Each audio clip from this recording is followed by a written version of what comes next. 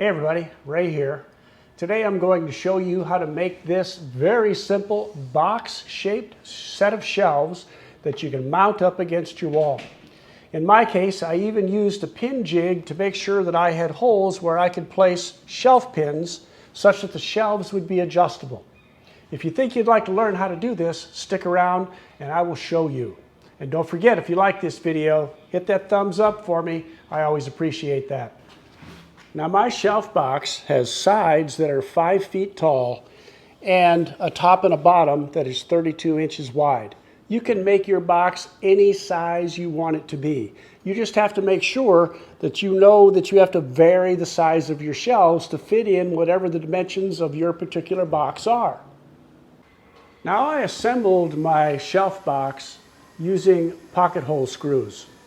You need a pocket hole jig in order to put the pocket holes into the sides of your box here to screw the top and the bottom on.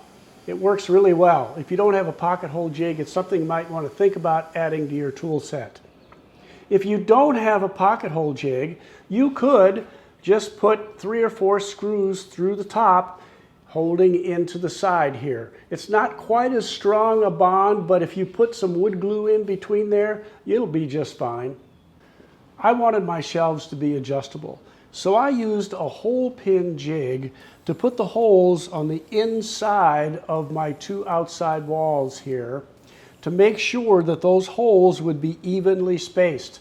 Those shelf pin jigs are really easy to use and make it really easy to put in adjustable shelves. If you don't have a shelf pin jig, it's no big deal. Just mark where you want your shelves, clamp them on the inside, and then drive screws in from the outside into that shelf. To hold your box together and square when you're putting your screws in, whether you're going to put them in through the top or you're going to use the pocket hole screws, you're going to want some sort of a clamp. I use these Clamp-It clamps from Rockler. They're pretty inexpensive. They come in a 3/4 inch size or a 1/2 inch size, and I just put them on the 4 corners to hold everything in place while I put the screws in. They work really well. Now we're ready to cut the shelves to go inside of the box frame that you've made. In my case, the distance from the inside to the inside of this box is 30 1/2 inches. You have to account for the fact that these shelf pins have a little lip that goes against that board that's going to make it stick out a little bit further. So I subtracted 1/4 inch and I made my shelves 30 1/4 inches wide. And you can see that fits perfectly on the shelf pins. As far as mounting this to the wall goes, I'm going to give you a couple of different options. One option might be to take a board, screw it to the inside of your box. You could come down here with screws if you wanted, and then put screws through this board into your wall, making sure that you hit a stud. A second option would be to use an L bracket. You would take this L bracket, you would attach it inside the top of your shelf, and then you would screw this part into the wall, again, making sure that you hit a stud.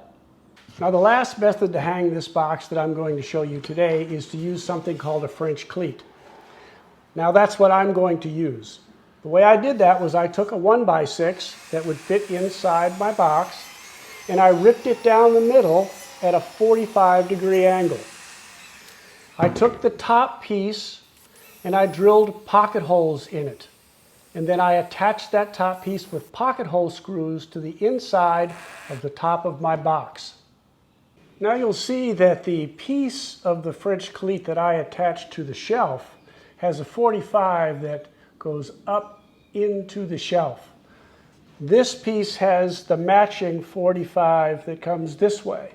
So what will happen is I will attach this to the wall, and then when I slide my shelf down on top of it, these 2 pieces will lock together.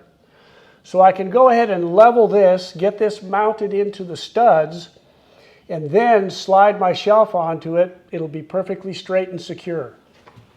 As always, I hope this video was helpful to you. If it was, don't forget, give me that thumbs up. I do really appreciate that. And I'll see you on the next video. Thanks for watching.